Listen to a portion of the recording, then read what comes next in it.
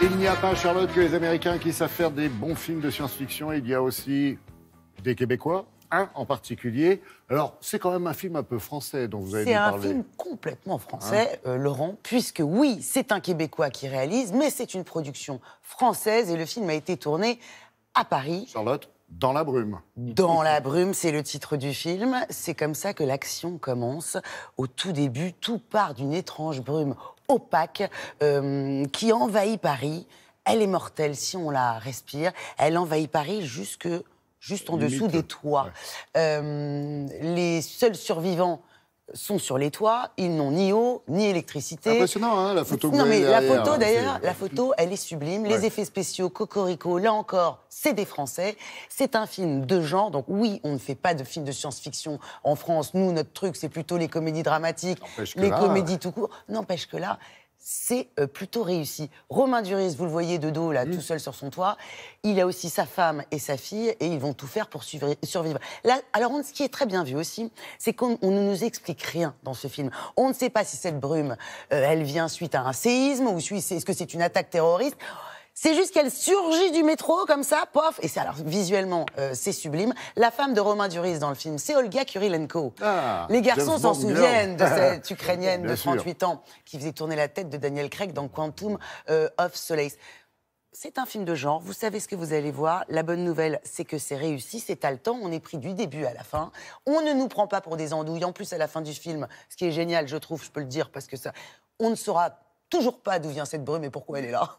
Oui, d'accord. C'est ça qui est super. Non, mais voilà, je dévoile rien. C'est le bon coup de Daniel Roby, ça. Exactement. Et nous avons rencontré Romain Duris, qui choisit toujours ses films avec beaucoup de soin, on va dire. Rencontre avec Romain Duris.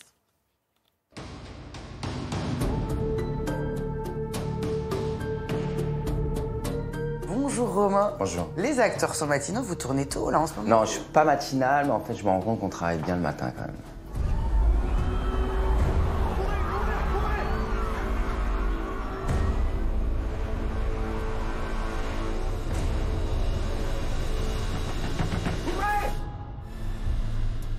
Le lieu, les toits de Paris, ça vous rappelle le tournage de Dans la brume ou pas tant que ça? Si, beaucoup d'errance sur les toits.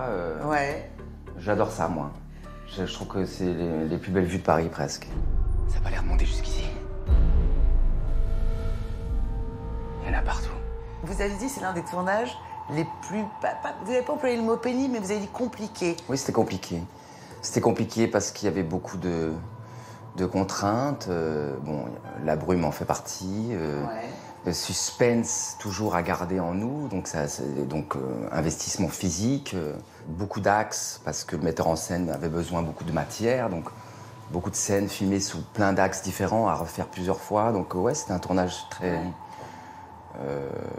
laborieux, mais pas péjorativement. Mais il y avait beaucoup de choses à rentrer dans la caméra, quoi.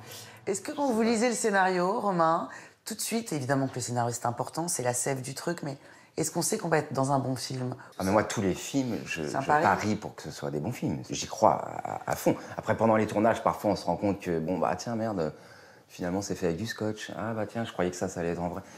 Il y a des trucs comme ça qui arrivent. Bien sûr. Mais moi, je ne peux pas perdre ma croyance jusqu'au bout. La brume, elle monte. Ça ira pas mieux. Ça va ne faire qu'empirer. Cette image des toits de Paris avec de la brume silencieuse. Hyper cinégénique. Qui a causé un drame. Ouais. Avec des morts et tout. Je trouvais que c'était une image très forte. Une machine à fumer, tous les jours. Masque à oxygène. Masque à oxygène. Donc ça nous mettait quand même dans un état particulier. On ne se voyait pas complètement, on se devinait un peu. La proximité était faussée. Donc ça mettait une ambiance différente vraiment que des autres plateaux. Est-ce qu'en tant qu'acteur, Romain, quand on a une très jolie filmographie comme la vôtre, est-ce qu'on a le sentiment, avec le temps, de se bonifier, j'allais pas dire de progresser, mais est-ce que vous avez encore l'impression d'apprendre des trucs?